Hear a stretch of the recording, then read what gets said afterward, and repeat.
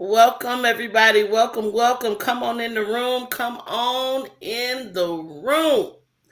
Welcome to the Extra Crispy, Extra Wet podcast hosted by us, the young aunties. Y'all could have been anywhere in the world, but you're here with us, and we appreciate that. All right. We're down here in the South, Atlanta to be exact. And here in the South, we say it's rude to come in the room, not speak and introduce yourself. So we're going to do that first. All right. Kay, kick us off. Hey everybody, it's Auntie Kirby, aka Where's Kirby Ann, aka the West Side Wood Nymph, and I'm checking in from the SWATs as usual. That's right. And everybody need a little sunshine every now and then. Good morning, y'all. Well, good afternoon, y'all. It's your favorite double C, Coco and Kirby up in this motherfucking thing. I am gonna always be Florida made, and right now I'm Georgia paid. Hey. And everybody needs that good shoot on your squad. Hell yeah. What's up, y'all? It's Aunt Kaylee, aka Killer Kaylee with no kills, aka the original Kaylee established in 1985. Hashtag stop gentrifying my name. Stop doing it. Quit. And I'm your favorite homegirl, Nick, from the old school. On you where we put it on you. I know it's first. That good old wing order of the day. So let's see. Kaylee, what's your wing order today? Keeping it simple, it's not gonna be wings. I'm feeling some a grilled chicken Caesar salad. Ooh, healthy. Yeah. And delicious. I love a good Caesar. Delicious. I think Auntie Kirby likes a good Caesar too, like a good classic Caesar. I'm a big fan of kale Caesars these days. That's my dig. That's my joint. There we go. Well, while we're at it, what's your order of the day? Well, I gotta keep it Atlanta. I'm feeling real Atlanta right about now, so I'm actually going to get 10-piece Sanchez extra crispy from JR Crickets. Those that don't know what Sanchez is, it's teriyaki with lemon pepper sprinkles. Okay. I'm not gonna get fries. Of course, I'm gonna get celery and carrots because hashtag gastrointestinal situations going on here. Gonna get some water, but also a half peach drink, half lemonade. And I'm gonna head on over to one of my favorite places to get a little piece of dessert, Cupcakery. I'm gonna get their Hey Pecan cupcake, which is a cupcake filled with pecan pie. A nice little seasoning with caramelized pecans on the top, and probably also follow up with maybe some type of side salad. You know what? I'll add a little small kale Caesar just to get the vegetables, evening out the amount of bird that I'm gonna be eating because I'm gonna be leaving all over Atlanta.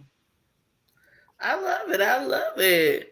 Auntie Coco and Curvy Double C, what you got today? So I think I'm gonna be real country and real old school. So I'm gonna do a good spicy Roger Wood sausage on some white bread and some mustard and some hot sauce and some water. You know what I'm saying? That's just like a good old country, Quit playing with me. like quick little meal. You know what I'm saying? We just want a little line in your stomach, but nothing too heavy. Yeah, must get it stuck right up in there. Yeah. The best part. Now, please tell me you're gonna split that Roger Wood. You're gonna get it nice and burnt on the inside. Yeah. Oh, Yeah. So mine's gotta be bust open. Like you know how but like cause if it ain't bust open, I don't want it. Gotta have a little bust down. Yeah, definitely. Southern woman in my heart is screaming hallelujah. Yeah. With that good yellow mustard. All right now. Wow, you girl. Yeah, that sounds good to me. I take one of them. I think I want the JJ's cracked chicken. That for those of y'all who know it's fried chicken, but they throw this seasoning on it. Locals like we call it their crack. Get me some of that. And I'll take me a little side salad. I'll take the Caesar salad, but not the Caesar dressing. And I know it's not Caesar anymore, but I throw me a little ranch on there. You know what I'm saying? I don't like Caesar dressing that much. It really ain't my thing, but everything else on the salad is cool. It's a little simple salad, substitute it, and we in business. Yeah. All right. Well, the aunties is eating good. I think a Caesar salad with no Caesar dressing is just lettuce with ranch. Yeah, I think it is. I don't even know if it's still a salad. Little crouton, little shaved Parmesan, I guess. I don't know. You see how folks be trying to do their own thing and mess everything up. But I don't know. Y'all make it sound good. Caesar looks really good to me. It's just every time I taste it, I'm like, not a fan of Caesar dressing. It's probably the anchovies in the dressing. But I love anchovies. But I guess not in that dressing. I don't know. Either way, the aunties is eating good, and I'm always inspired by y'all's choices. All right, moving right on. We have, as always, Auntie of the Week. I believe I'm about to learn something new again. Auntie Kirby, hook us up. Absolutely. So our auntie of the week is Miss Janice Bryan Howroyd. She's one of 11 children born during a time of school segregation in North Carolina. She actually went on to become the founder and CEO of the Act One Group, which provides workforce solutions and management solutions throughout the United States. She also made history as the first Black woman to run and own a billion-dollar company. And in light of some of the other women that we're going to talk about today, I thought that was appropriate. So thank you so much, Miss Janice Bryant Howard, for showing us how to get to the money, baby. And that is our auntie of the day. I love it. Okay, Janice Bryant Howroyd. I thought it was Howard at first, and I had to go back. It's Howroyd. I heard you pronouncing it. I'm like, okay, Howroyd. Yeah. All right, that's interesting. All right, another hidden figure that we now know about. I love it. Auntie of the Week. Wonderful. All right. Well, we're going to keep it moving, you guys, right into that good old menu. You know we do Atlanta news up top. And Auntie Kaylee, I'm coming to you first. Kick us off with this Atlanta news, child. Let's set this bitch off. So, yeah. Little Boosie was pulled over yet again in Atlanta, allegedly. So the police report that he was going 73 and 55, and then also tossed out an unknown substance out his window. When he was stopped, they claim, allegedly, they smelled marijuana coming from his car, which prompted a search. While they were searching his vehicle, he decided to have an impromptu concert where he performed, set this bitch off, and then went into fuck the police. He was ticketed for speeding or whatever, and they actually did end up finding they say they found a small bag of weed on him, actually, but they let him go on that. They just ticketed him for speeding and littering. Boosie was also recently pulled over just last month for having too dark of a tint on his window, where he went off and, posted that on social media as well. So how do y'all feel? I mean, I guess I feel like he's trying to prove this point that he's being targeted, but then it's like, maybe you shouldn't be speeding. Maybe you should have like legal tint. Also, maybe you shouldn't be smoking weed in your car. I'm just saying, I don't know. What y'all think about it? Boosie used to be one of my favorite rappers, and then he started going out here, going off on all kinds of different tangents in life. But boy, you know what time it is. He talks about this a lot. He left Baton Rouge because of the fact that the police were constantly targeting him, even when as far as to like cut the seats up in one of his cars, take his money and throw it on the highway and let it fly out. And even in the video to the story that Auntie Kaylee was referencing, he was sitting there with a stack of cash talking to the police saying, look, am I going to jail? Because I got 30 racks right here. I'm going to be out or whatever. And then, of course, did his concert. But it's like, Boosie, you left one place to come to another just to behave the same way that you were behaving in the place that you left. So it's like, of course, you're going to be a target. And I understand that weed is decriminalized in Fulton County in Atlanta, and it's only a fine now. But that don't mean that you can be going damn near 20 over the limit and smoking weed in your car and think that something's not going to pop off. And on top of that, we know you're probably driving something that, is foreign or something that your average individual would not have. So they know that you're somebody with some money. So, of course, they're going to pull you over. Like, bro, come on now. You won't leave the gays alone. You won't leave the trans alone. You won't leave Black women alone. You won't leave that weed alone. Like, find something. Find a hobby. Go, I don't know, do some yoga or some shit. And I do want to say, as an attorney, just for a word to the wise for everybody who's listening, yes, weed is decriminalized in Fulton County. However, if you were to get pulled over by Fairburn police, if weed is not decriminalized there within the city limits, they can still take your ass to jail. It's still a misdemeanor. So you need to know your local laws, your local ordinances, and be watching as far as who you're getting pulled over by. So, for example, I live in Stonecrest. They recently decriminalized marijuana here. However, it's not decriminalized by DeKalb County. So if I get stopped by DeKalb County, I can still go to jail if I were to engage in such illegal activities, which I do not. The more you know. Yeah. Right. The situation to me is just ignorant. Like Boosie ignorant. Like I don't know. I the shit was funny to me. I still laugh every time I see it. And you know, he always had that like white spit in the corner of his mouth. But anyway, Not the spittle. but you know, I like Boosie. Like I just feel like he something is wrong with him. Like he need a hobby or something. And just like Auntie K said, like you can't come to Atlanta with the same behavior that you had back home and think it's gonna be different. Like, no, the police is the police wherever you go. You should know that. But yeah, the whole concert is like, I don't know. I think he just really a clown. He like to put on a show. I think he's funny. Like I don't take him serious. Um, and anything that he do, he like that one uncle that come to the function that you don't know. Either y'all gonna have a good time or shit gonna get fucked up. Like that's who. That's what type of vibe he give. But like, yeah, you can't be speeding, and you know you smoking marijuana. You can't be being extra if you're trying to prove a point, but they also gonna be on you more because you're trying to prove a point and be extra. Like, stay out the damn way. If you don't want to be seen, stay out the way. That's the easiest way. But yeah, All right. fuck. Well, y'all got some pro bono legal advice and some good commentary on this one, please. The more you know, please know these things before you engage in these activities. I can't even say nothing else. Y'all just said it all. It's funny. He definitely set that bitch off like to get his on the side of the road. What was also interesting, he offered the officer a job. He asked him, "How much money do you make? Do you make what you make by 40,000? I double that. I double because you don't talk a lot. I like you. I double that. You come work for me." And the man did give him like a small nod. Nah, he wasn't gonna say nothing, but he gave him that little, that little. I hear you, but A yeah, couple of those officers were enjoying his concert.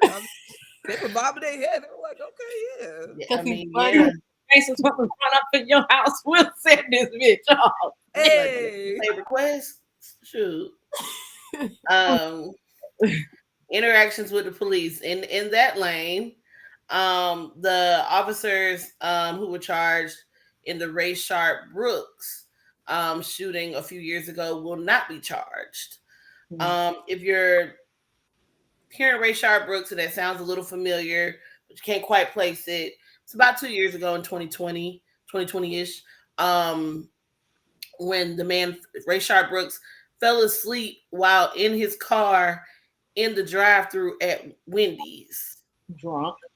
He was drunk and he was passed out, and nobody could wake him up, so they had to call the police. The police were able to get him up, get him out of the car, and they were talking to him. I believe it was about 40 minutes or so, trying to figure out the situation, what was going on, getting full, background. When they went to arrest him, that's when things took a turn because it had been pretty calm until the end. When Rayshard resisted arrest, he actually took one of the officers' tasers, fired it at them or at him, took off running, turned to fire it again, and that is when the other officer shot him. And he died.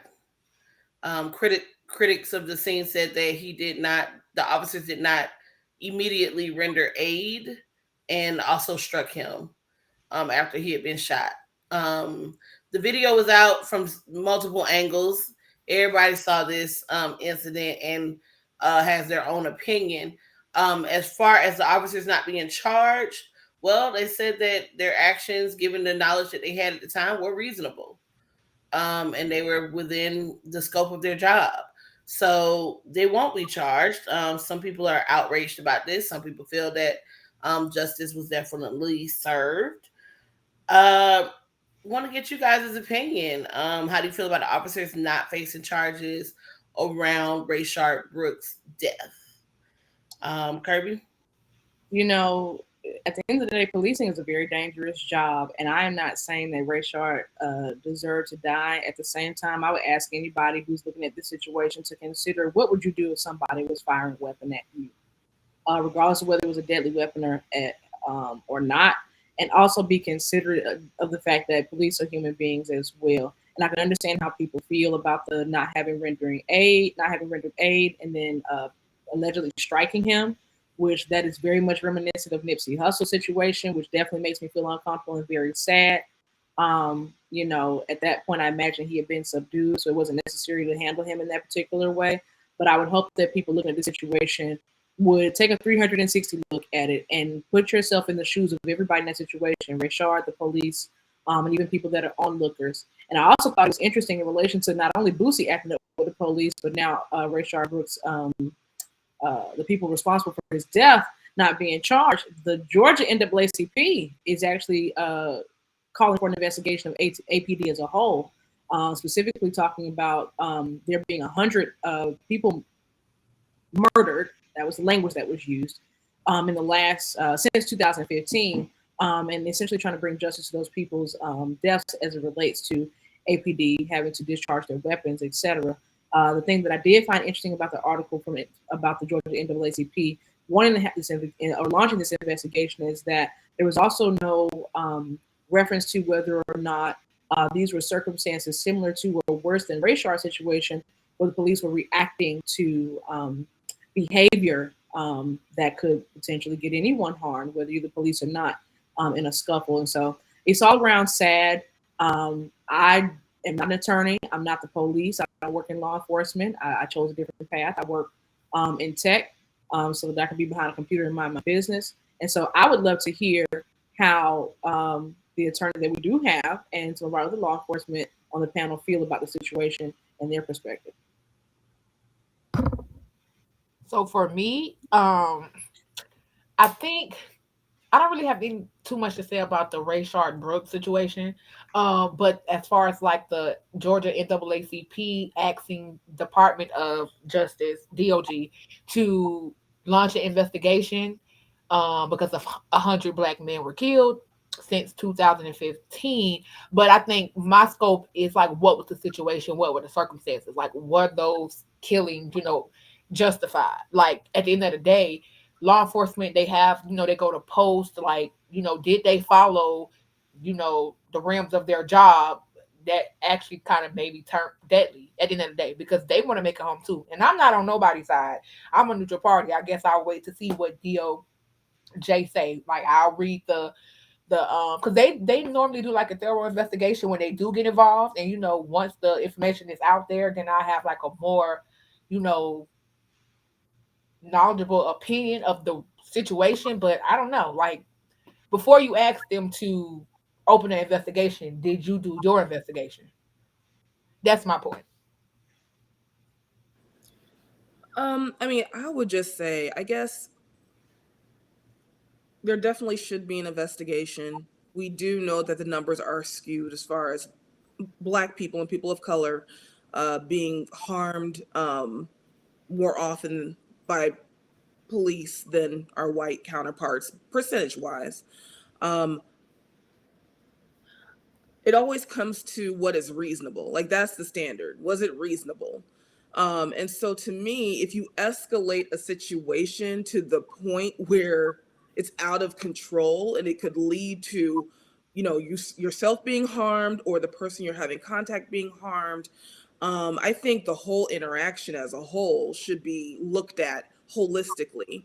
And so I don't know, with a lot of these shootings, I'm like, well, take it to a grand jury. What's the harm in that? What's the harm in taking it to a grand jury and, the prosecutor really putting all of the facts out there, And then if a grand jury doesn't want to indict, but also we do know the game that prosecutors can play sometimes, the political game, where they take it to a grand jury, but don't really try to make their case. They don't fight as hard as they should.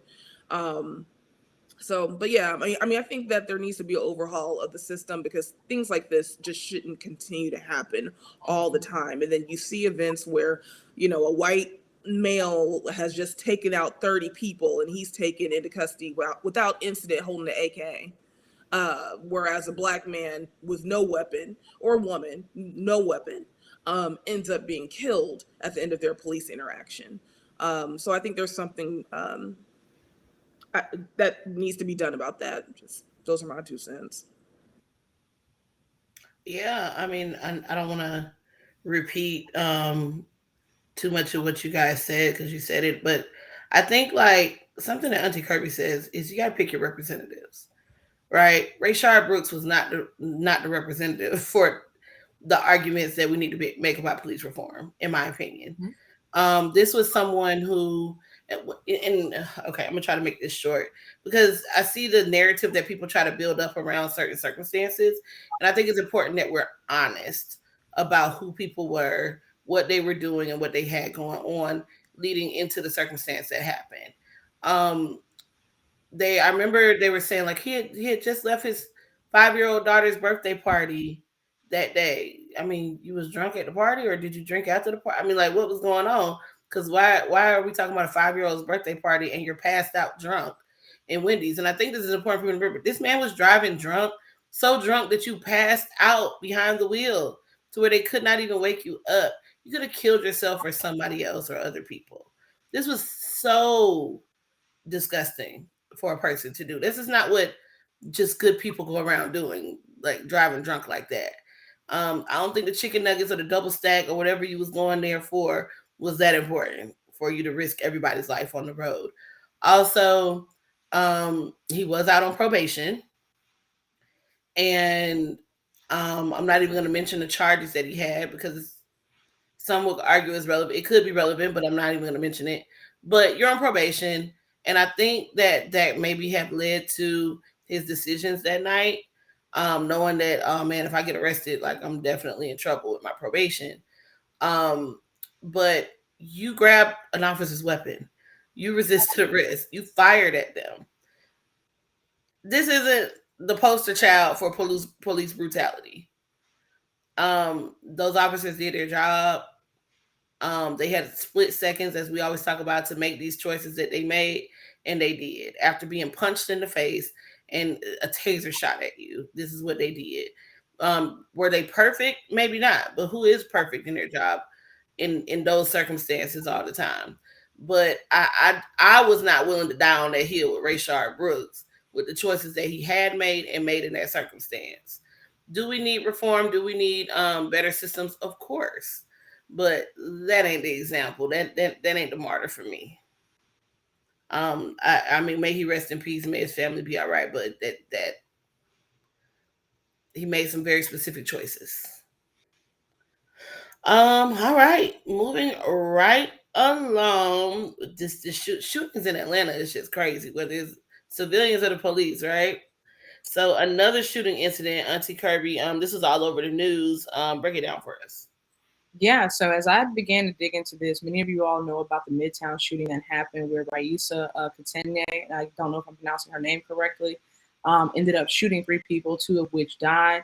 As I dug more into this story is really, really layered. She actually was a property owner and was previously an IT auditor at a company. And there were a number of things that she was going through. There are hundreds and hundreds of pages of court documents that 11 Alive got a hold of to read about the struggle she's been going through for the last 2 years, trying to do a number of things. So I'll start with the IT auditor piece. She had actually reported potential fraud and misappropriation and incorrect reporting going on at the accounting firm BDO that she works for. And it just so happened that one of the people that she shot and killed was the person that she reported this information to. The company even sought to give her a 12% raise to allegedly get her to hush about the situation and the circumstances.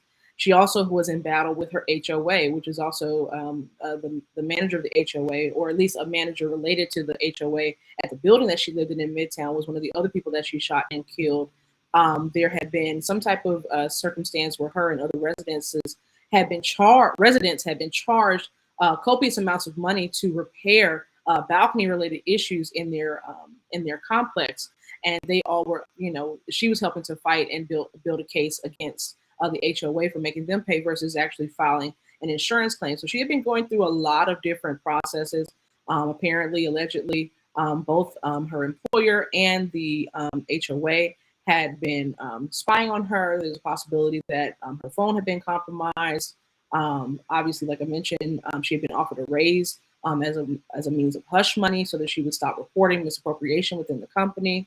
And allegedly, they went as far as to figure out a way to get her building management to provide access to the building and to her apartment, which is what she was reporting to police, to potentially take evidence that she had against both her previous employer and the HOA.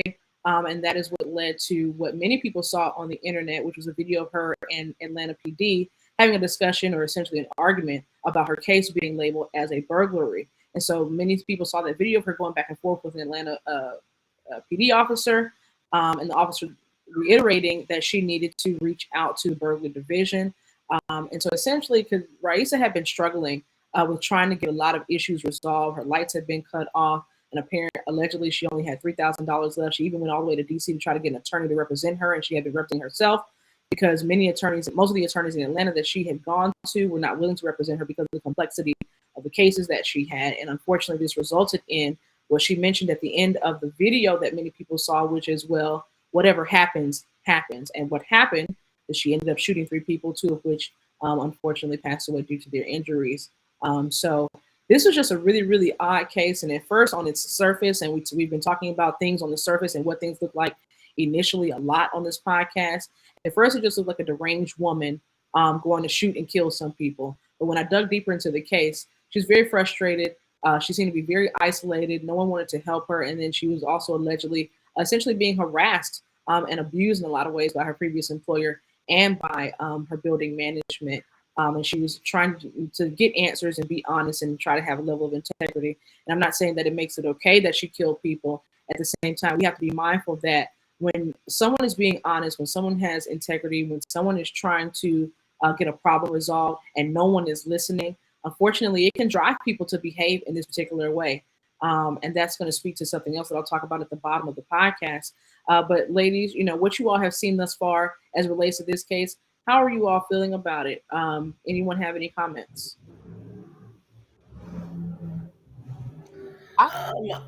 Go ahead, Coco.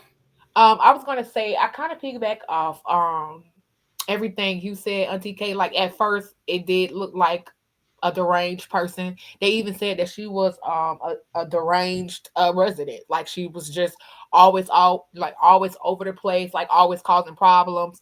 And then for her to feel like she's been threatened and her life is at stake and nobody is listening to you, you're trying to get help, like that could cause somebody to just fly off the hinges. Like I gotta defend myself, I gotta take care of myself. Like you don't really know where her mind was at. Like if you feel like you're out in the world, you're screaming for help, you're asking for help, and no one is helping you, that can cause other issues. And then having to go and travel to get help, and you're still not getting help. I can see how it all unfolded. Like you said, unfortunately, 2 people lives were ended, and another one was hurt, and now she's actually in prison, or not in prison but in jail or whatever. So it's just like, watch how you treat people, because you just never know what people is going through. Like you got to watch what you put out, because you might get it back 10 times fold. Yeah, she was trying to escape. They actually arrested her in Hartsville, Jackson, and where she was going hasn't been released. But she is Cameroonian, so probably trying to get back to her home country. She even mentioned in some of the documents that she had filed with courts over the last 2 years trying to fight. So she's been trying to fight for 2 years. Okay. So 2 years of frustration, 2 years of isolation, 2 years of abuse, etc. It could potentially drive somebody crazy. But yeah, she might have been trying to get home. And then even the Uber driver mentioned that he was getting all kinds of alerts through his Uber driver app, essentially saying like, you have a person in your car that is a suspect, and you need to you need to be thoughtful, be careful. I want to wait for more facts to come out. I think she definitely needs a psychological evaluation. I'm gonna go ahead and say that. Um, she might be a victim also, but I always have a problem with people who have a problem with everybody. Like, you got a problem with your employer, you got a problem with the HOA people, you trying to escape. She was even arguing with the people on the phone with the 911 call, like about whether it was a burglary or not. It just seems like no one would take her case. That that could be because the case is complex, or that could be because she didn't have a case really to bring. I saw her, I think her bail hearing. She didn't listen to the judge, where the judge was like, ma'am. And she's like, he doesn't represent me. She had a public defender, who are attorneys, everybody. Public defenders, that's just a title. They are still attorneys. But she wouldn't stop talking even when the judge was telling her to stop. So it seems like, I don't know, it seems like controversy seems to follow her. So I definitely would like to hear more facts about it. These are all interesting perspectives, and it's really got me thinking. Now, all of y'all's thoughts really have me thinking. I mean, definitely, I saw the judge too, and he literally had to tell her multiple times, like, you have the right to. He said, literally, you have the right to remain silent, and I suggest you do so, because I mean, you get into that point where it's like, all right, now you're doing a lot. It is true sometimes, when it's those people who it seems like trouble always follows you. You have an issue with everyone that we side eye, and it's like you said, it could be that everything you're saying is true, or you just one of them people that's gonna find a problem everywhere, and folks get tired of you. Unfortunately, it escalated, and like Auntie Shani said, on the flip side, you gotta watch how you treat people, because you never know, what their breaking point is going to be. Definitely, this could have been somebody pushed to the edge.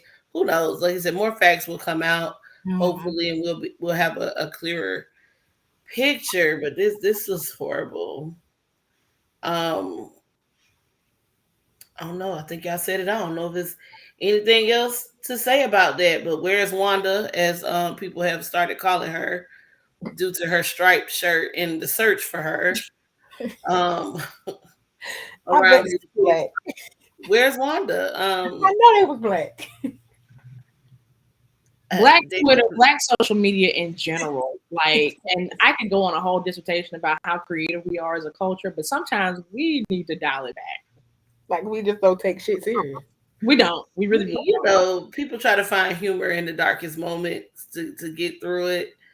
And I mean, it gave me a little chuckle, even though I was like, dang, too soon. But it did give me a little chuckle, because that, like, when you're running from somebody, you probably need to dress in a very inconspicuous way. She was the definition of conspicuous. You have a long sleeve black and white striped shirt on in the middle of the summer, rolling through Atlanta with a suitcase. Who you thought wasn't gonna find you? All the traffic cams, all the security cameras see you. Like, come on, Wanda. And I know her name is Wanda, but it's Wanda to me now. Come on now, where's Wanda? Okay. I know what's crazy though, and weird and horrible. What's that? Everybody, grandma and auntie and uncle favorite Sunday dinner spot. So apparently, a Piccadilly over in South DeKalb Mall is under fire. Now, y'all know the Department of Health. We always joke as Native Atlantans how if you go to a Waffle House that's got higher than a 76, the food gonna be nasty. Well, apparently, if you go to a Piccadilly that's got a score of a 26, like this one does, everything actually is nasty. The report shows that there was mold everywhere, rat droppings, roaches, just terrible conditions all around the restaurant. And they are being brought to task by the Department of Health to get that regulated. Meanwhile, another restaurant not far from them, I think it was called Cats or something like that, got a 100 on their score. So y'all, when was the last time you've been to Piccadilly? What's your favorite thing on the menu? And are you going back anytime soon? Hell no. And it was the restaurant is Cuts. It's in a different. It was like in Smyrna or something like that. But it did have 100. It's like a steakhouse. But no, I ain't going to Piccadilly. First of all, if you still eating in South DeKalb Mall, you know your days is numbered. All right, because ain't nothing but rodents up in there. There were videos of even at the American Deli, which I used to love as a teenager. The American Deli in South DeKalb, it used to be my favorite one growing up. Literally rats just jumping around, having a good old time back behind the counter. Like I don't know why anybody would eat out of there. Piccadilly, first of all, Piccadilly was never my favorite place. Like I've been there a few times because the culture, you know, like I said, growing up, your elders and everybody want to go eat at the cafeteria. I don't know why you want to eat at a cafeteria necessarily after high school, but okay. Um, it's always smelled a little weird to me in the cafeteria. I don't know. Anyway, I'm not surprised. They just need to tear out the whole food court from South DeKalb Mall, burn it, strip it, and maybe rebuild it if they're gonna take care of it. At this point, Piccadilly, no, pick a disease, pick an ailment, pick an illness, pick a condition, pick a contamination, pick a bug, pick a rodent. Like that's what you picking when you go up into Piccadilly at this point. I just Like want to say really quickly, Piccadilly at Greenbrier has never had these issues. What's up, West Side? Now I do smell strange, but that's because of how they fry their chicken. Why I know that is because I used to go to Piccadilly all the time with my grandparents, and Piccadilly was actually pretty decent back in the day. And there even was one at South Lake Mall that we used to attend. But respectfully, yeah, the same thing like at Shannon Mall for those that are real OGs.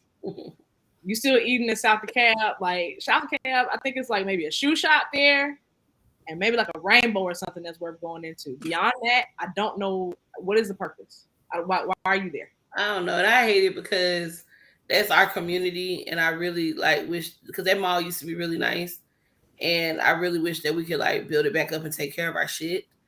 Um, so I don't like that. I mean, the DDS back there, I think, still in the Social Security office behind it.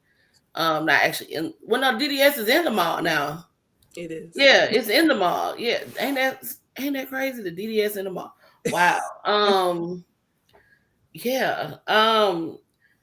Piccadilly, no, that's unacceptable. Now, what I will say, usually after them places get cleaned up, if they pass, it's usually like the cleanest, like the most safe time to eat somewhere because when they clean up.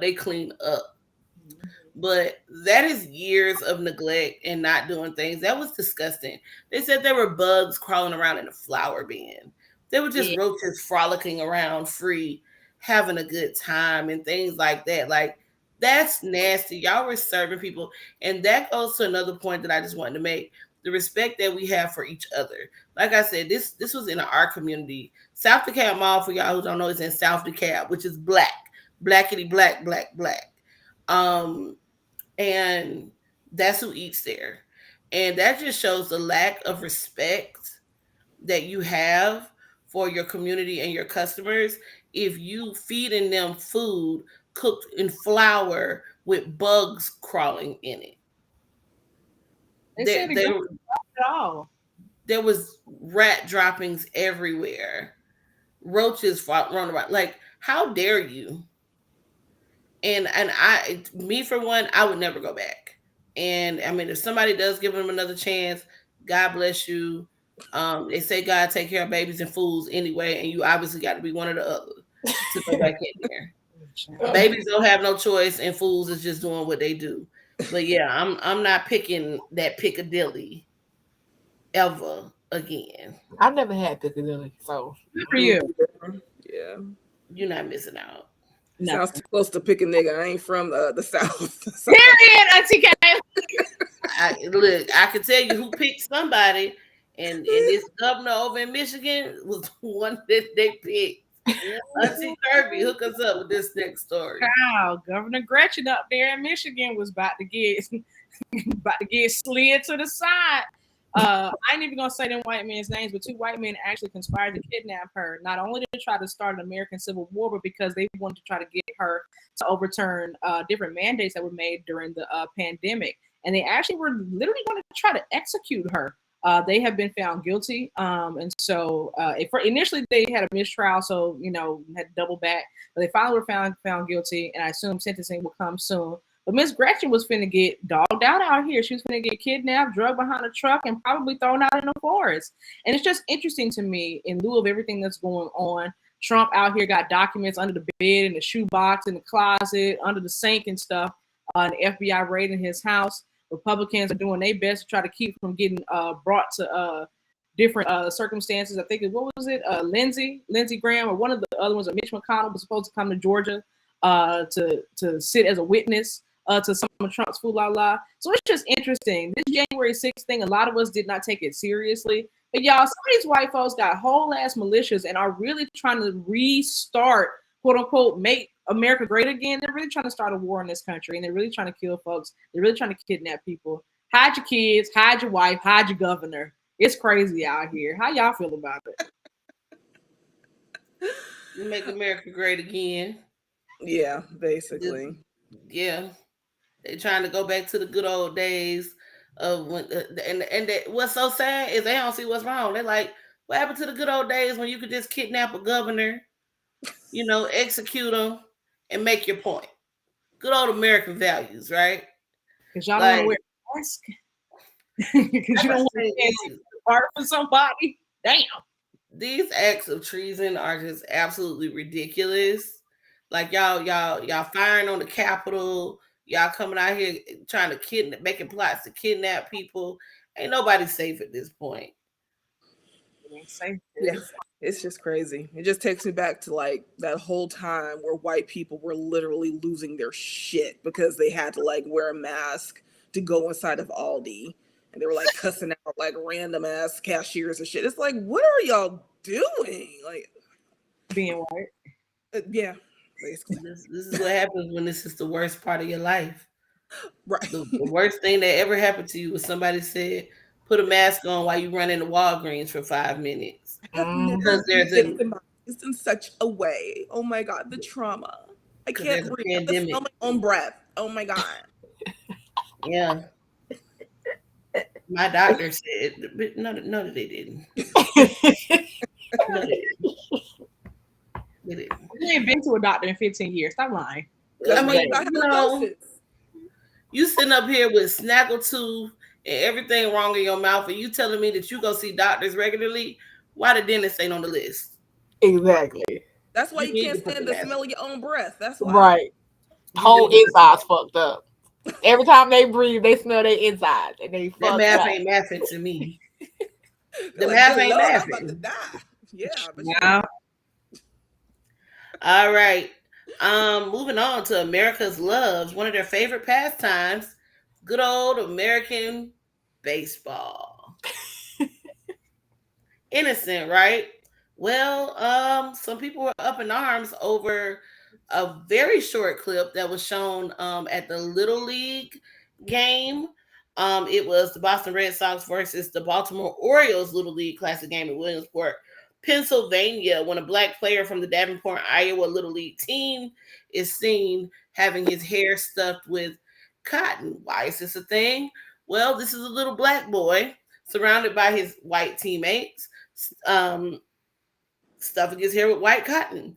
They received these little dinosaur stuffed animals from like the event, and they were ripping out the cotton and they were sticking it in his hair, molding it to make it look like it was growing out of his head.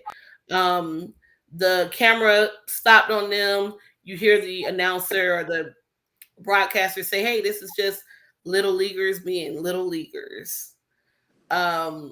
People saw that and did not feel comfortable. I'm looking at y'all's facial expressions, and I think a lot of people heard the little leaguers being little leaguers and immediately felt uncomfortable. I'll let y'all speak on why y'all made those faces. But you are not alone in your sentiments and your reaction. Just to give a little bit more context. So the mom of the little boy actually said it was innocent and that there were other kids, other white kids doing the same thing. They just only showed her son. Apparently there's this little boy, Jaron, who is like a really popular little leaguer. He was playing at the time, and he's like expected to go pro and all these things already. They know he's going to be great, and he has a white or a blonde mohawk. And that's what the kids were like yelling out their admiration for him, and were sticking the white cotton in their hair to like mimic him. And there were pictures later of them with like it looking just like mohawks. Some people call it BS. Some people said that may be true, but it was still inappropriate. Me personally, I feel like this was a teaching moment that they could have said, okay, I know that this is innocent, but this is why, we can't do that. This is also why y'all don't need to stop these teachers from teaching accurate history in school, because if they knew the history of cotton in this country in relation to race relations, maybe they wouldn't be sticking cotton on the little black boy's hair. But since y'all don't want to teach that, they don't know, and they end up suffering for it. Also, the shady cameraman. You knew what you was doing when you put that camera on them doing that to that little boy, and you didn't show any of the other kids with cotton in their hair, or them standing around doing that to other kids. The connotation was there, and you knew exactly what it was, and everybody felt it. Anyway, what do you guys think, Kirby? Oh, beautiful for spacious skies, for amber waves of grain, for purple mountain majesties, and bullshit in my face. This is too much. I don't care if it was innocent. I don't care about whoever the little famous kid was, little new Barry Bonds, new Andrew Jones. I don't give a fuck. Bobby Brown Maddox. I don't give a damn. So that's Nick's point about not teaching these kids history. First of all, why are you tearing up them goddamn toys? Before we even get to that, why are you tearing up them doggone toys? Those were souvenirs that y'all supposed to take home. And y'all up there ripping stuff apart. All them kids need a psych eval. Why are they being so destructive? What's going on at home? We need to have a conversation. But seriously, being little leaguers. And that sounds like something else. I'm gonna leave that alone for right now, because I'm just I'm not doing that with y'all today. Everybody in the situation, the adults and the kids need to be. There needs to be a nice long conversation. There's actually an organization out here that does dinners to teach white women about racism. We need to go ahead and just make one of those, since our school systems are failing us, and since and I'm gonna call out black folk real quick, since we don't like to go and be on school boards as often as we should, to find out what the curriculums are and vote on what things should be there, not be there. We're going to discuss something else related to this a little bit later. Because they sliding information out from under y'all, not just by taking it out of textbooks, but we'll discuss that in a little bit more detail in a few minutes. But y'all, this is unacceptable. I don't care if it's 2022. I don't care if these kids don't know what the Underground Railroad is or how to follow the drinking gourd. This is absolutely unacceptable. I don't want to see no shit like that on television. And to the cameraman, boy, fuck you. You ain't shit. Well, I'm glad the cameraman caught it on camera. Because if that's what's really happening, if you've ever played organized sports, especially a sport like baseball or gymnastics or a traditionally white sport, it could be so alienating to be the only black person on that team or in that league. For them to do that, okay, none of it makes sense, because if they admire this other little boy who has a mohawk, you've seen where they have the team sports and they all do their hair the same way, they might dye it a certain way. Why didn't they get together at their own homes and come to the game with their little mohawks, their little matching mohawks, if it was that important?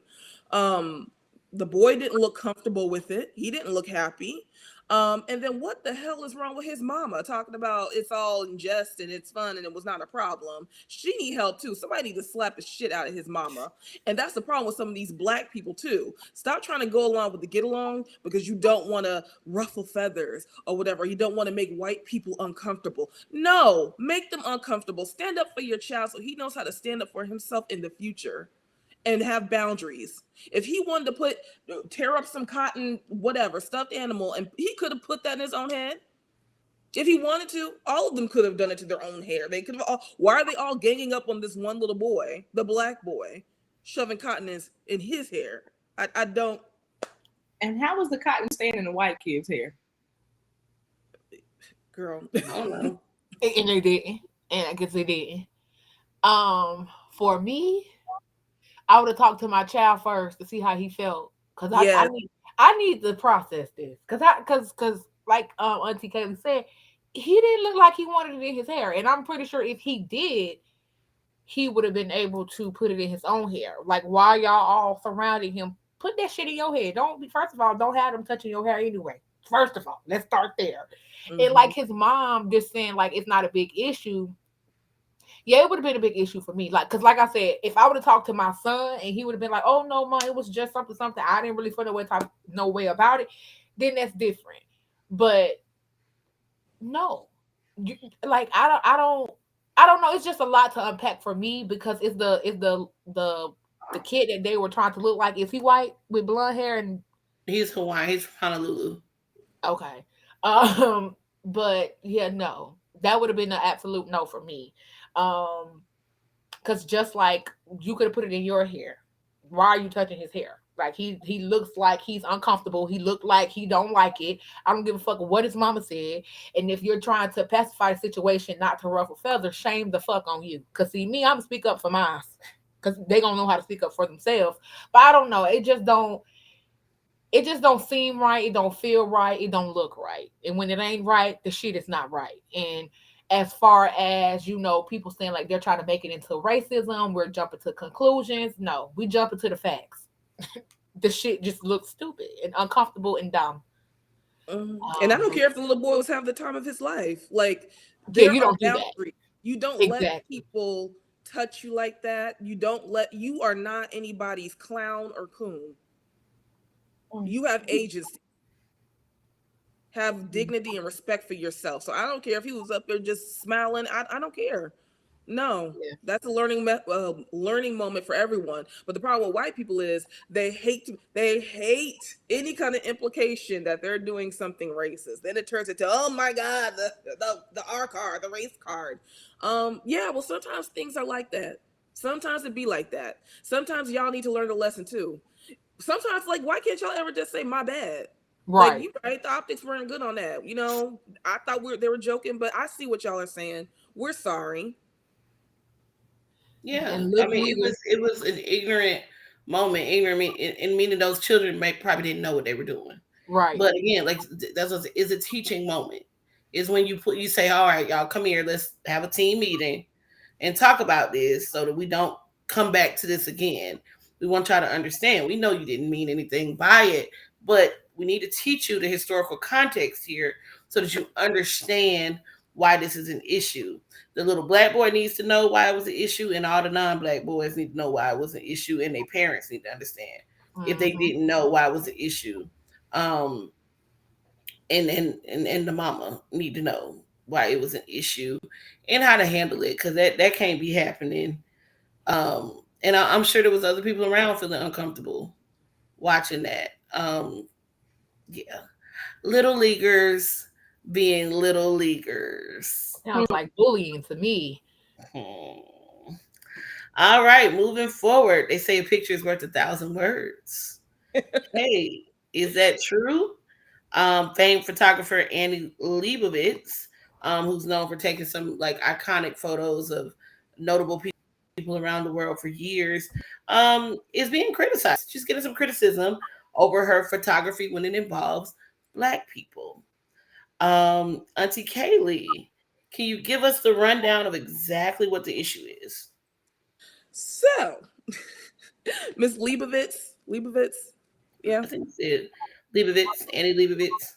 Leibovitz. Okay, so this lady was taking a picture. She dropped a little sneak peek of her editorial spread of Supreme Court Justice Ketanji Brown Jackson, and yeah, sometimes a picture is worth 1,000 angry words because there was a big backlash. People were not happy.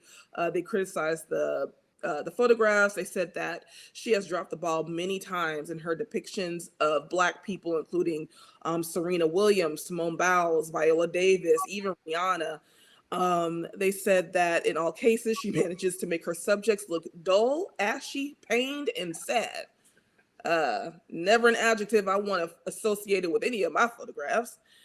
Um, I don't know what y'all feel about this. I mean, I don't know if it's intentional, but I don't know how you have that much experience in photography and you don't know how to adjust your lens for a black subject that you're shooting. But I'll say this, there's a lot of photographers, black photographers included, who don't know how to take pictures of black people. um or they over edit it to make you appear like 3, 5 shades lighter or something like that. So I don't know if it's just the white gaze, Western standards of beauty, but I think it's definitely an issue. I don't know how y'all feel about it. Y'all think it's on purpose? Kirby, what you think? As far as I'm concerned, if you ain't trying to do better, it's on purpose. And Ann Leibovitz has obviously, like I said, like Auntie Nick said, iconic photos over the last 40, 50 years. As a I'm a creative and I'm an artist. I've done a lot of photography as far as being the subject of photography, and I am very, very particular about who takes pictures of me for this very reason. On top of some other things from an artistic standpoint, I also don't want people capturing me that don't understand me as a creative person and as an artist either. So there are literally only like 3 people who are allowed to take pictures of me at this particular point. Lighting with brown skin, whether you talk about black people or brown people or whatever, it is very important to the outcome of the photo itself. Some people, I'm gonna dig a little bit deep for just a second. There are certain mechanisms beyond your lens that you can use to manipulate the lighting in the space. So they have like these little like metallic boards. They have gold ones, silver ones, and different colors that your assistants can hold to push light towards a person to ensure that as it is entering the lens of the camera, that you look like you when the picture comes up. Because sometimes just taking a picture of a person outside or in a particular room, it can dull them. It can make them look a particular way. And I can say from looking at the pictures that Ann was taking, they look like they're post-editing. It appears that even in post-editing, additional adjustments were done to the skin to possibly make it look duller. And I understand maybe from an artistic standpoint what they were trying to do, but from a standpoint of documenting historical people, they need to be seen as they are, not as what you imagine them to be, or some type of weird artistic amalgamation that you're trying to do. So I didn't really like the photos. They gave some examples of times when Viola Davis, especially darker women, when Ann was photographing them, like I said, Viola Davis, and obviously Supreme Court Justice Ketanji Brown Jackson, where you essentially are making us look blue. And that is also kind of a racialized issue because blue black child. Yeah, like because I mean that's a thing. That's a thing that white people and some black people will say, well, you look blue black. And it's really, really disrespectful. Like I said, as a person who has been photographed a lot, and I understand a little bit about photography and about editing and lighting and times of day that you should take pictures of certain people, etc. It just gives me lazy or even entitled, like, well, I'm an amazing photographer, so how I do things is perfect. All of us that are creatives, all of us that are artists and have different creative hobbies, there's always room to learn. I think about it also in context of some of the other things that go along with taking pictures. I don't know how to do a white woman's makeup. I know how to do mine. So I would be open to critique and to learning into a space of training so that I know, what contours to use for them and, what type of foundations and what lipstick look good.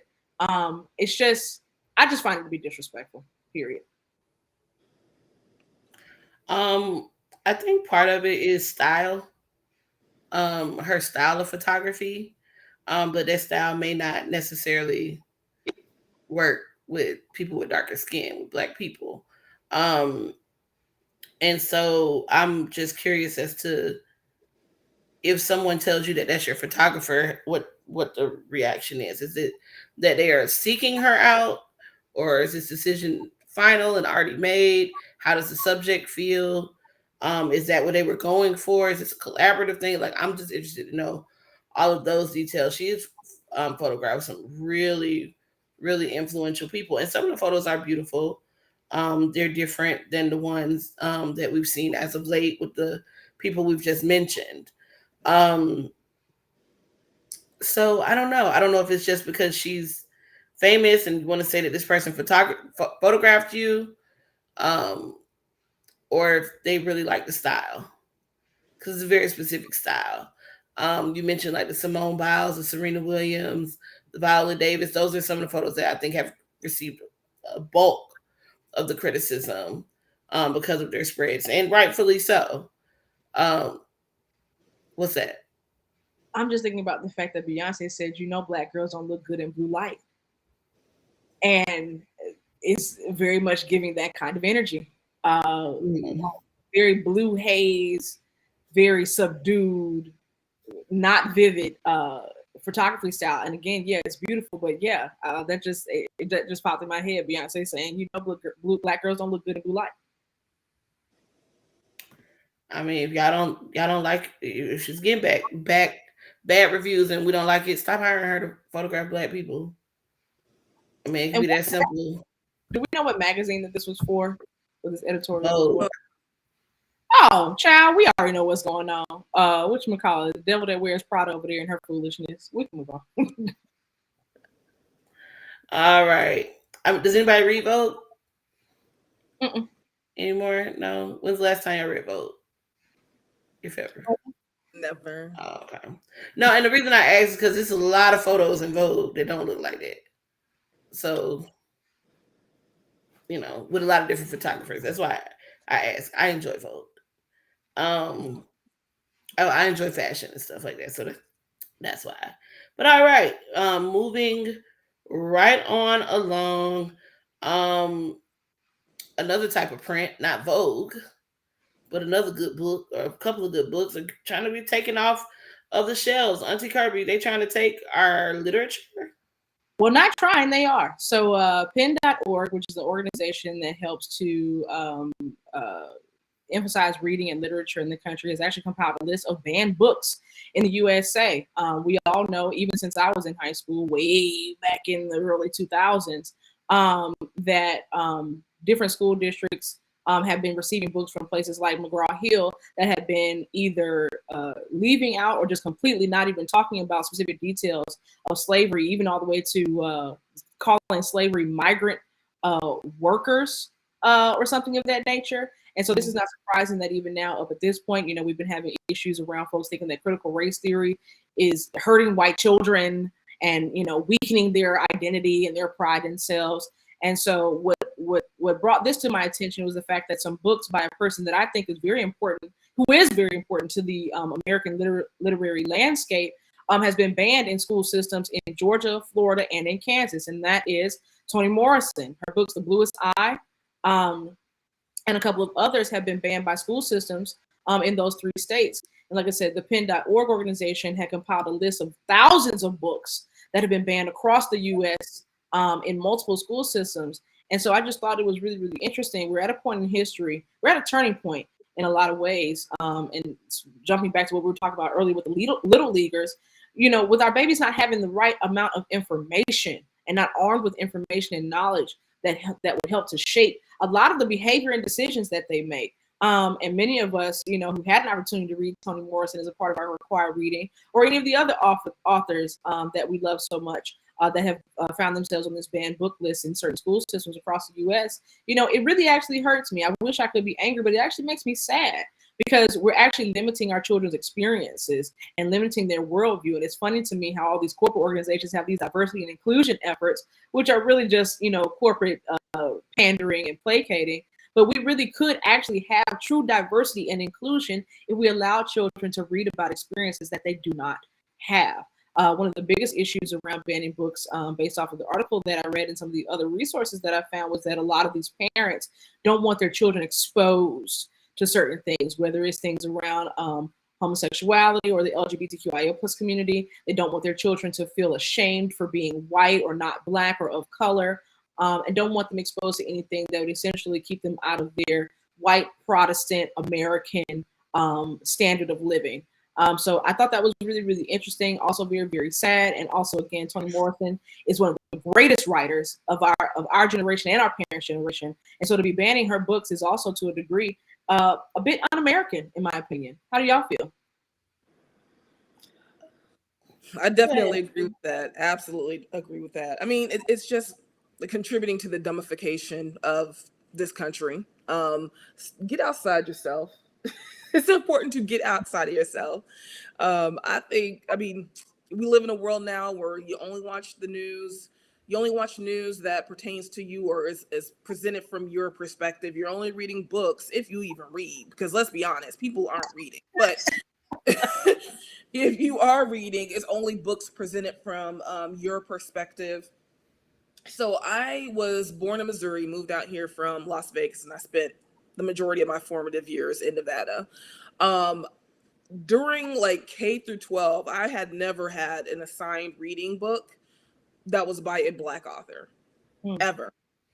I never had a Black teacher. I never had a Black assigned book, nothing. So I read The Bluest Eye on my own. And when I tell you that book, I read it maybe, I don't know, 10th grade, 11th grade, something like that. That book impacted me so much. That story, I mean, it's heartbreaking, but it's so beautiful. And Toni Morrison's just a wonderful, wonderful author. So I mean, you're just cheating kids out of that experience because it's not, again, it's not about that. Maybe had if some of these kids and these people were reading books like that, they would understand why you shouldn't be putting cotton in people's hair, and whatever, attacking cashiers at the Dollar Tree or whatever because you don't want to wear a mask and they're Mexican. So some of the other titles shocked me too. Of Mice and Men, To Kill a Mockingbird, 1984, Handmaid's Tale, but a couple did not shock me. So like, let me see, what's one? White Fragility, Why It's So Hard for White People to Talk About Racism, of course, was banned. Stamped, Racism, Anti-Racism, and You, because who doesn't want to be an anti-racist? I don't know. So it's just like, just call it what it is. Y'all don't want people to learn. Y'all want us to be segregated. And you know what? If that's what you really want, let's go back to segregated school systems. That's fine. Because I don't want to put up with this nonsense. If I had children, I wouldn't want them to be subjected to the bullshit that y'all are trying to teach these kids and erasing the erasure of history. That's what that is. But I didn't have that problem because my parents made sure I read. We sat down. We had to watch Roots. We had to watch certain things because you just need it. It enriches you. So that's my opinion. I want to give a shout out to my literature teacher through high school, Miss Kathy Woods. May she rest in peace. I still hear her voice in my head all the time when I'm getting lazy in writing and things like that. I can feel her over my shoulder saying, "You trying to do this bullshit today?" Like, she did not play the radio, y'all. Like, she was like an amazing teacher, and she happened to be a white woman, which is crazy. But her reading list for us, when she forced us to read every book on it, was filled with African American authors and literature, as well as the quote unquote, as she would say, classics like The Great Gatsby and things like that, A Walk in the Woods, because she wanted to make sure that those people who thought that little black kids wouldn't know those books were sadly mistaken when we walked in the room, and we were very well versed. But we would also know our own authors. Toni Morrison won the Nobel Peace Prize. Okay. She was the first African American woman to win the Nobel Peace Prize for literature in 1993. Um, this is who y'all are banning. Um, Her books, Beloved, The Bluest Eye, God Bless the Child. Those were staples in my upbringing in literature. She talked about civil rights, racial justice, and as Auntie Kayla just read that list of books, clearly that is what we are trying to take off the table. What I will say, and I was shocked when Kirby, when you told me about the books that were on this list, I was like, what? And when you said Toni Morrison, I could have spit. Like, I was so mad. But yes. What I will say, the silver lining I'm going to find in this is that by this list of books that y'all have banned, y'all have just curated an amazing reading list for all of us, parents, individuals, children alike, to go and purchase for your collection, because those are the books that you need to read. So that's the silver lining that I'm gonna find. Y'all banned those books and listed them, but now we know exactly which books to go and get. And I'm so for teaching your own self and your own children and your own community, not relying on the school to do it. I knew how to read before I got to school. Why? Because my mama taught me Mm-hmm. how to read. Knew how to write before I got to school. Why? Because my mama taught us how to write. Um, by the time we were learning how to read in kindergarten, I remember I was like, that's a baby book. Don't rely on that. Get your kids reading. If you're not into reading, get yourself reading. If the physical book is intimidating you, get some audio books and just Mm-hmm. get it in you any way that you can, because these classics cannot die out. We cannot allow that. We need these to live. And I don't care if they're teaching it in school or not. I'm teaching it in my house. Like Mm-hmm. they say, in my house, we're gonna praise the Lord. In my house, we're gonna read Toni Morrison. Period. Period, Pooh. And in that line, Kirby, I'm coming back to you. A new doll is hitting the market. Thoughts? So Mattel is out here spinning the block. They are known for making dolls as a part of one of their series to honor women across the years, and now they are honoring Madam C.J. Walker by creating a doll in her likeness. And as I was researching this, I wanted to be upset, but I will give it to them. They reached out to her great great granddaughter, Alina, who also created Madam by Madam C.J. Walker, a hair care line in the line of her great great grandmother, um, being, the first self made, and if I'm not mistaken, not just woman, but the first identified self-made millionaire in America with the hair products that she created many, many years ago. They actually consulted her to find out her grandmother's favorite color. So apparently, the clothing is very close to what what Madam C.J. Walker would have worn. Perhaps the hairstyle, even though I don't ever remember seeing Madam C.J. Walker in the hairstyle that doll has, which is a pull back bun and a braid over the top. But it's possible because that hairstyle was popular during that time period that Madam C.J. Walker was popular. The article that I read even stated that they consulted on her likeness. Now, if you all see this particular doll, and we'll be sure to post it on our Instagram at some point during the week after this episode is posted. When I look at the doll, it looks like they tried with the nose, but the doll don't look like Madam C.J. Walker. I'm sorry, y'all. The clothing and the time period, yeah, but the face doesn't. But we'll definitely give credence and credit for them doing their best, not the best, but their best with creating a doll in the likeness of Madam C.J. Walker. So obviously, we want to honor Madam C.J. Walker for all of her accomplishments. At the same time, this doll is going to be available in places like Walmart and Target, which I'm pretty sure do not have black CEOs, but they got plenty of black bottom level workers, especially Walmart. Shout out to the greeters.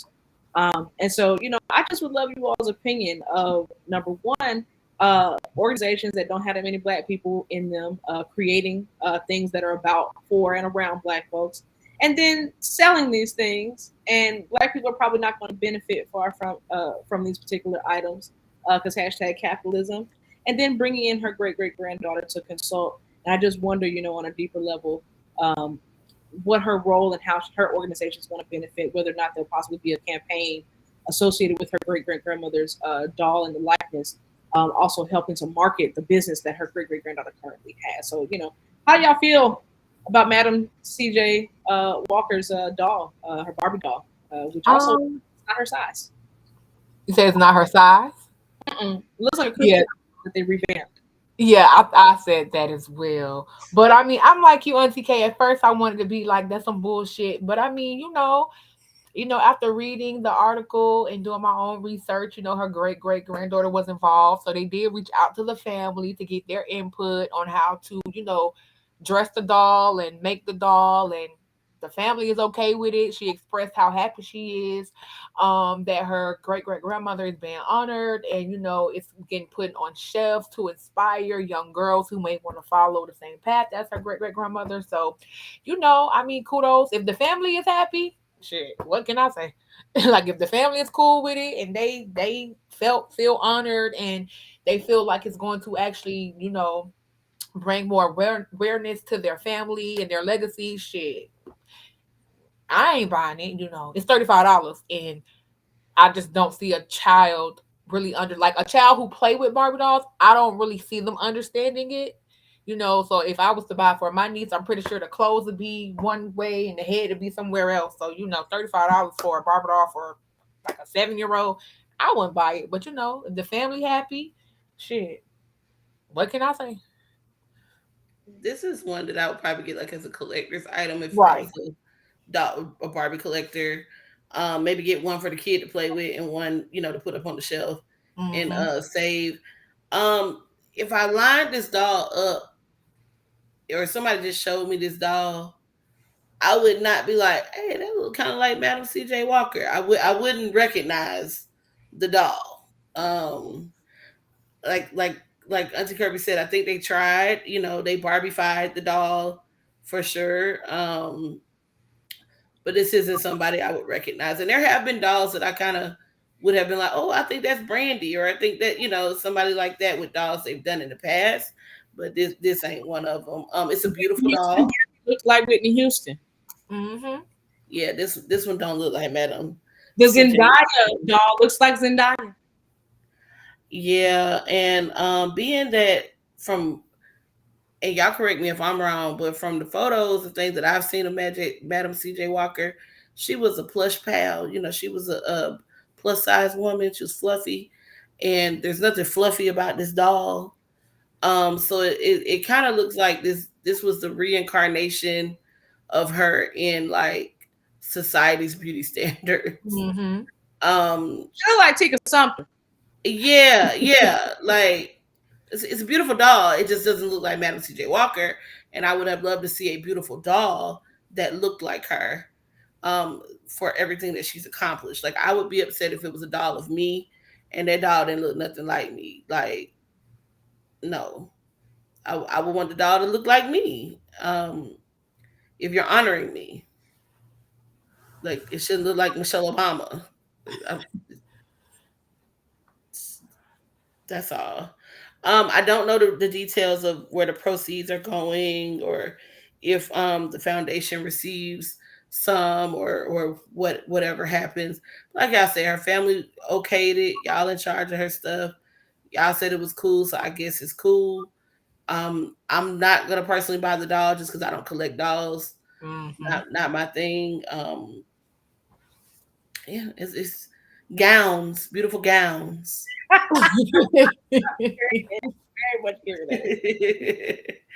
All right. Well, that is the end of the menu, you guys. So thank you for your wonderful commentary. The aunties have done it again. Well, we're at the bottom of the show. So first and foremost, we want to remind you all of the book of the month because it's the end of the month. So y'all won't hear us mention this book again in the next month. So Auntie Kirby, can you remind us of the book of the month? Absolutely. Black Girls Must Die Exhausted by Jane Allen. It's a book, it's a fiction book about the story of a woman who finds that she has an infertility issue and how she has to navigate that with her family and her relationship and, being supported through that particular process. And so the cover is beautiful. You can get it wherever books are bought or able to be bought or sold, etc. And obviously support a Black novelist. Jane Allen has a series of books that are available. And in the vein of the fact that they out here banning books, we got to get them while we can. So make sure you get your copy of Black Girls Must Die Exhausted by Jane Allen. So appropriate given the book banning story and us mentioning, Toni Morrison. Now Jane Allen is on her way to being a famous novelist. So let's support her. Absolutely. Oh wow, how appropriate. All right. Sometimes you go get your food, you take it home, you open it up, you're ready to eat. Take a bite. Your fries ain't even hot. You got to do a return. We like to call them let goes. I think we were all on the same page with a let go, and we were letting go of nasty restaurants. I think we've all had an experience with a nasty restaurant or two in our time, being whether it was the outside was dirty, the inside was dirty, it was pests in there, bugs, rodents, whatever. Anybody want to share their thoughts on letting go of not nasty restaurants or experience? I ain't gonna dog nobody out, but I will say that I've been to some restaurants in the Atlanta area where the water tasted like it came straight out the toilet. Mm. I've had to leave because there was literally like gnats and fruit flies in my food. Oh Um, I've been to places, especially bakeries in Atlanta. I need y'all to get your shit together. Where I'm looking in the case trying to see what type of macaron that I may want, or some type of tart, or some other tasty pastry that I want, or cupcake. And there are big, fat, arrogant, entitled ass flies just sitting there looking at me like, you gonna get key lime or red velvet? No. The employee is just sitting there twiddling their fucking thumbs, like, girl, you gonna get this croissant or no? Because I'm ready to go. I'm trying to get off my shift. I'm trying to get this espresso real quick. And they looking at me. I'm looking at the fly. I'm looking at them. They looking at the fly. And they looking at me like, bitch, are you gonna order yet? And it's like, um, you know, definitely had, some very interesting experiences. And even if you're not a nasty restaurant, let me talk to wing restaurants real quick. If you're gonna give me the nub of a wing in a 10-piece, I need to have 11 wings total because there need to be 10 whole wings and then the nub. And y'all know what I'm talking about. When you get a drumette and the drumette is like gnarled off at the bottom, and still got a little piece of meat at the top. Don't give me that shit. And if you are, that need to be a 10 and a half piece because you gave me a half of a wing. So let's not do that anymore. I sure would appreciate it. But yes, I've had my share of very interesting experiences. Sticky ass floors.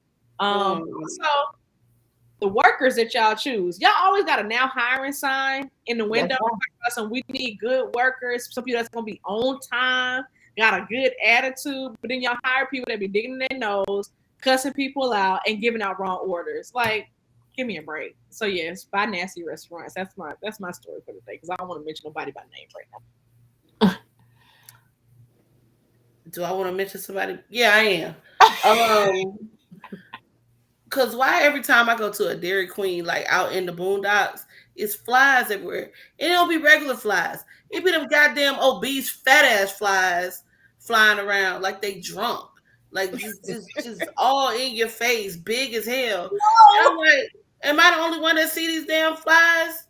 It's actually people sitting in here eating their food with this shit going on. I don't understand. But it's never like the Dairy Queens like in like cities or anything. It's just them like far out, middle of nowhere, boonies places, and the air conditioning don't never be working. Y'all got the doors propped open, which is why these flies can come and go as they please. And I'm just I don't understand it, and I blame myself because I kept trying to give them a chance and walking in, and then I will abruptly walk out. Y'all mentioned the sticky floors. If I come in and I hear that, nope, gotta go. Can't do it. Your restaurant is nasty. And I'm gonna tell y'all one of my biggest pet peeves in restaurants and in places in general when people wear gloves. People not knowing proper glove wearing and rules gets me. Because number one, you gotta change your gloves between everything. Like literally every order you gotta put on a new pair of gloves. Why? Because if you touch food, like for example, Subway type places, like where you're picking up ingredients. If you just made this person's sandwich in front of me and you touch tomatoes and put on their sandwich and I'm allergic to tomatoes, you gotta change your gloves because the remnants from the tomatoes might touch the pickles when you put them on my sandwich and now I might die.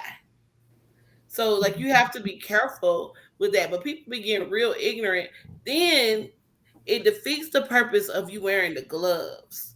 If you over here making my food and then the phone ring and you go over there like, hello, sub, wherever you at, and they order and writing everything, and then be like, all right, and come right back with them same gloves on to do that. The gloves are not meant to protect your hands.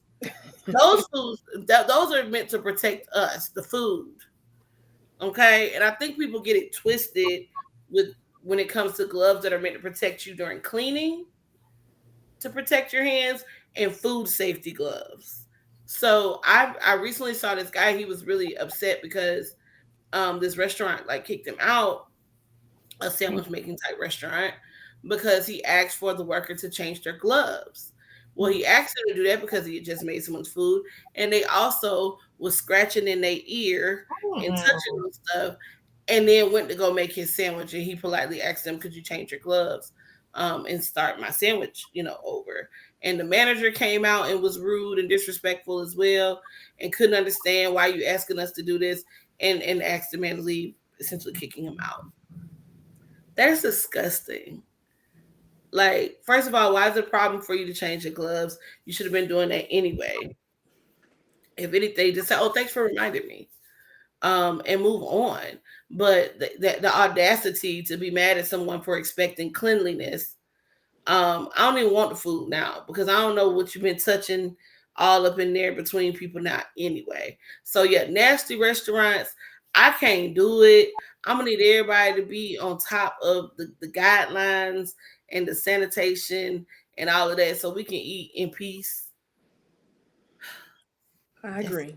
As someone who's experienced food poisoning more than once, please, yeah, do better. That's all I'm gonna say on that. Yes, it is not. You gotta be careful before you kill somebody for real.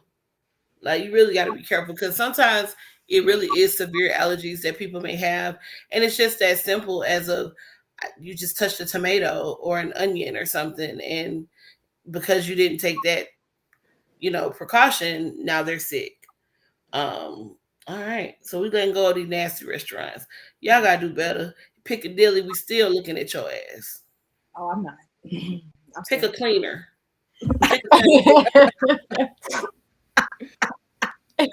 You want a lawyer because you might need one. You want a lawyer? You want some baking soda? Big one. Pick a cleaner, like a Clorox or something. Like, somebody to come do it. I don't know. Tell somebody. Yeah. Oh, wow. All right, y'all. Sometimes we go to the function. We got some leftover food. We don't waste that stuff. Y'all know we're going to wrap it up in some good aluminum foil, put it in a styrofoam box, put it in the refrigerator, eat on it as the days go by. We like to call this our to-go box, something we just want to leave you with. Auntie Kirby, this one. I'm not even going to lead into it because I'm going to just let you say it. It's very simple because, listen the first time. The what? The first. Oh. See, I said it, and notice Auntie Nick gave an example. The what? The first time. See, she didn't hear me. So, it's very simple. I'm not even going to explain this one. Just in all aspects of your life, listen the first time. Because people tend to say what they mean the first time.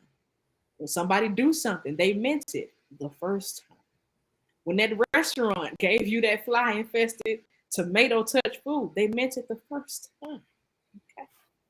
All right. When that water tastes like toilet water at your favorite steak place, they meant it the first time. Okay. Listen the first time. Because if you listen the first time, you won't have to have a soft ass on the second go round. That's what I want y'all to go to take with y'all today. Take it into your daily life, your daily practice. Listen the first time. I love it. We're going to listen the first time. We're going to listen intently the first time. And we're going to listen to understand and execute, not to respond the first time. We're going to listen. Because, hey, what do I always tell y'all? What do you tell somebody with two black eyes? Nothing. Because somebody already told them twice. Okay. Period.